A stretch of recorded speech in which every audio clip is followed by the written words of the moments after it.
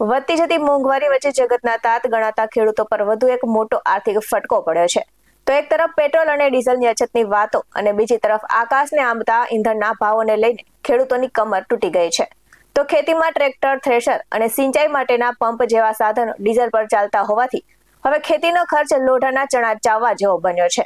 તો પાક તૈયાર કરવાની સિઝનમાં જ ઈંધણની તંગી અને મોંઘવારીનો આ બેવડો માર ખેડૂતો પર પડ્યા પર પાટું સમાન સાબિત થઈ રહ્યો છે। ત્યારે જૂનાગઢ જિલ્લામાં અન્નદાતાના કેવા છે હાલ, જોઈએ વિસ્તારથી। નમસ્કાર દર્શક મિત્રો, બેસ 9 ટીવી ન્યૂઝમાં આપની સાથે હું છું નેહા પટેલ। ચોમાસું માથે છે અને ખેડૂતો ખેતીના કામોમાં જોતરાઈ ગયા છે। ત્યારે જગતના તાત પર મોંઘવારી અને અછતનો બેવડો માર પડી રહ્યો છે।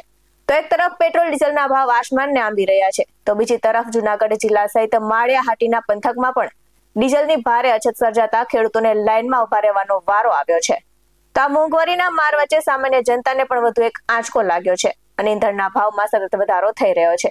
તો જૂનાગઢ સહિત સમગ્ર પંથકમાં પેટ્રોલ અને ડીઝલના ભાવમાં તોતિંગ વધારો ઝીકાયો છે। ત્યારે કંપની તરફથી હાલ પૂરતો જથ્થો મળી રહ્યો છે, એટલે લોકોને ચિંતા કરવાની જરૂર નથી તેમ કહેવામાં આવી રહ્યું છે।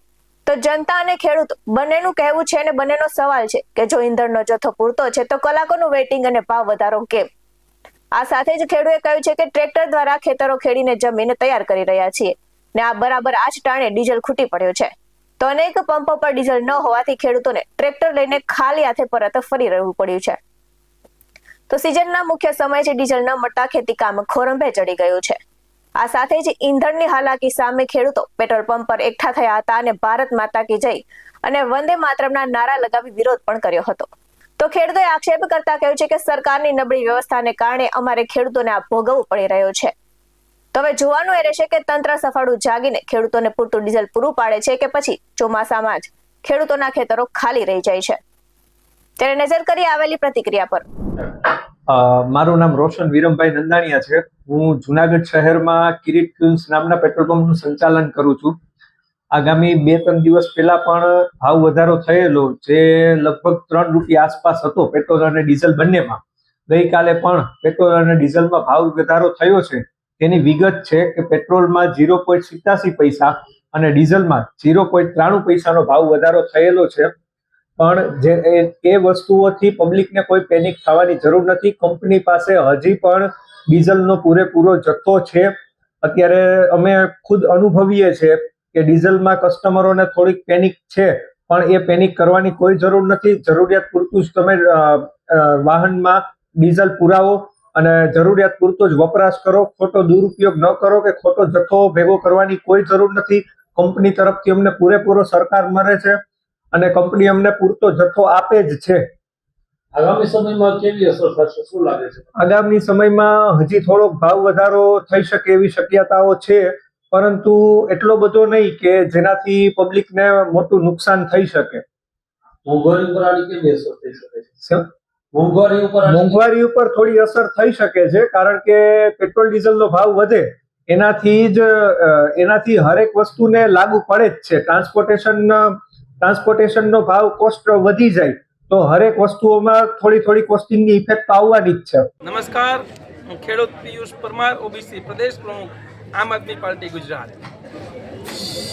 ભારતીય જનતા પાર્ટીની આ સરકારે ચૂંટણી સમયે જનતાને ગુમરાહ કર્યું અને ચૂંટણી પતી ગઈ પછીના દિવસોમાં માનનીય દેશના વડાપ્રધાન હૈદરાબાદથી ભાષણ કરે કે પેટ્રોલ ડીઝલની બચત કરવી જોઈએ, ત્યારે ત્રીજે દિવસે સોમનાથમાં એક મોટી સભા રાખવામાં આવે છે, જેમાં 400-200 અમદાવાદથી અને ગાંધીનગરથી બોલાવી અને પોતાનો રોડ શો કરવામાં આવે છે।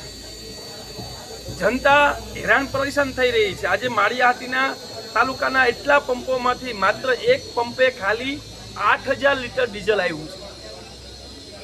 ખેડૂત વર્ગ છે, કાયમીનો અવરજવર કરવાવાળો સામાન્ય પરિવારો આજે ખૂબ હેરાન પરેશાન થઈ રહ્યા છે। સામાન્ય ઘરના લોકો આજે લાઈનોમાં ઊભા છે, જ્યારે નેતાઓ ક્યાં છે?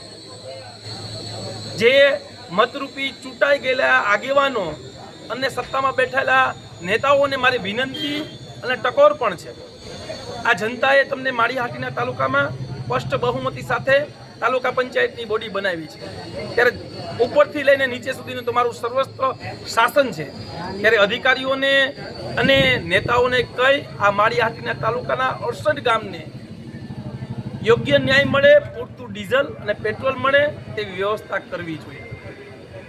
અને હું જનતાને ત્યાં સુધીના મેસેજ આપવા માંગુ છું કે હંમેશા માટે કોઈ પક્ષ કે વિરોધ પક્ષ ક્યાં સુધી તમારો અવાજ ઉઠાવશે.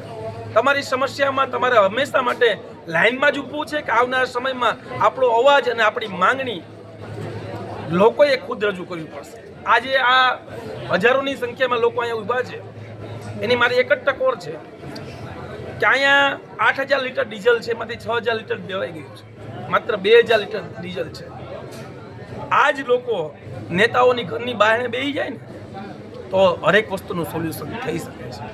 આ જ લોકો સાંસદના ઘરે બે, આ જ લોકો ધારાસભ્યના ઘરે બે, આ જ લોકો જિલ્લા પંચાયત અને તાલુકા પંચાયતના ચૂંટાયેલા પક્ષના સમર્થકોને ત્યાં બેસે તો 110% રિઝલ્ટ મળે એમ છે. અને બીજા નંબરમાં મેં અત્યાર સુધીમાં નોંધ કર્યું છે ત્યારે બીજેપીના કોઈ પણ એક નેતા આ લાઇનમાં નથી. એમને ડીઝલ અને પેટ્રોલ ક્યાંથી મળી જાય છે, ત્યારે જનતાને કેમ નહીં? આ ખૂબ મોટો પ્રશ્ન છે. જય હિન્દ, જય ભારત. આવા જ વધુ અહેવાલ સાથે ફરી મળતા રહીશું. તમે અમારી યુટ્યુબ ચેનલને સબસ્ક્રાઇબ કરવાનું અને અમને ફેસબુક અને ઇન્સ્ટાગ્રામ પર ફોલો કરવાનું ભૂલશો નહીં. બાકી અવનવી અપડેટ્સ મેળવવા માટે આપ જોતા રહો BS9 TV ન્યૂઝ. નમસ્કાર.